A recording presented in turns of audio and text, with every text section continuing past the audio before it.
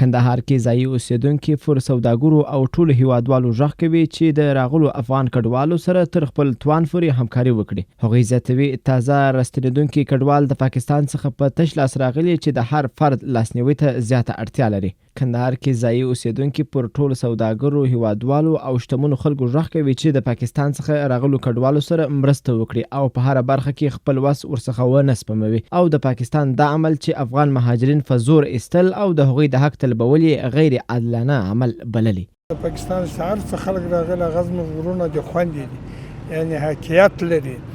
دا حقیقت لري په دې باندې باید موږ ټول عالم اسلام، بیا خصوصا ټول افغانستان، بیا د افغانستان ورګون حکومت، مجاهدین، طالبان په دې کې پوره برخه واخلي، پوره همکاري ورسره وکړي، د الله رضا دپاره دا څه وکړي. د افغانستان د دربدرۍ ستړې وه، اوس بیرته خدای پاک خپل هېواد ته په خیر راورسوله.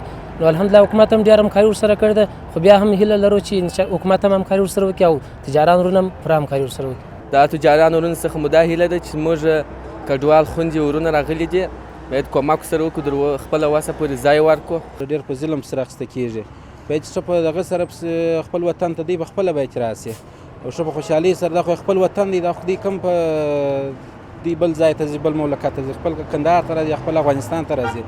باید چې دا ټوله کومک سره وکړي، باید چې دغه کوم سرایونه یا کوم دغه چې خالي ولاړ دي باید دې ته ورته دغسې ورکول سي. نه دي ډېر غریبان خلک دي بې ځایه دي، یا پر جادو باندې شپې تېروي یا پر خیمو کې شپې تېروي، ډېر په تکلیف دي، بیا یخ هم را روان دي، ژمی هم را روان دي. باید د څومره دپاره دې کومک ورسره وکړي، د خلک سرایونه د کورونه ورته ارزانه کړي.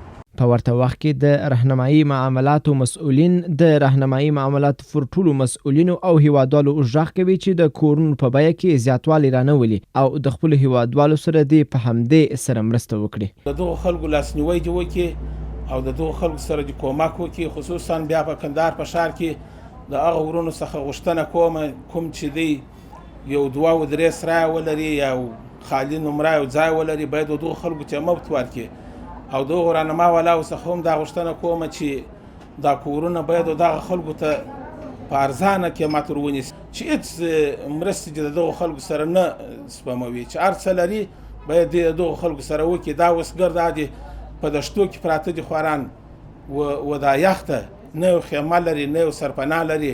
نو بیا هم زموږ په کندهار کې خصوصا بیا په هر ځای کې الحمدلله زموږ خلک ډېر غیرتمند خلک دي، ډېرې کومکونه و ډېرې مرستې دا دي. اوس دا ویشته خلک مرستې ور وړي، هلته په ښه ډوډۍ و اوبه و هر څه ور وړي، کور یې ودان، خدای دې وزونه ورکړي. او نور هم دی باید هېڅ مرسته د دېو خلکو څخه ونه سپموي. دېو پاکستان زموږ د خلکو سره ډېر ظلم وکړي، دا ډېر یو ناځوان مردانه عمل دی چې دوی په دې ژمي کې داسې په یوه پلاټوله خلک پسې راواخیستله. د مرستو ورسره وکړي، دا کور نه کړي پر ګران، ورکړي په کرایه ورکړي، ارزانه یې ورکړي، تجاران یې ورسره وکړي. دا دوه او درې کوره چې لري په یوه کې اړولي، درې او څلور په کرایه ورکوي، دوه په کرایه ورکوي. هغه لا دی هغه زاړه ګراک ته راوایي چې وایي ته معنا پشکې پروت چې وایي وتلی وایي اوس ما ژر راځي زه ګران ورکوم. دغه خلکو سره مې ډېره هیله دا ده چې دغه چم نه وکړي، مرسته ورسره وکړي. هغه پشکې پراته چې دي د هغو سره دې وکړي، هغه مهاجر چې را روان دي د هغو سره دې مرسته وکړي، د تجارانو سره مې دغه هیله ده.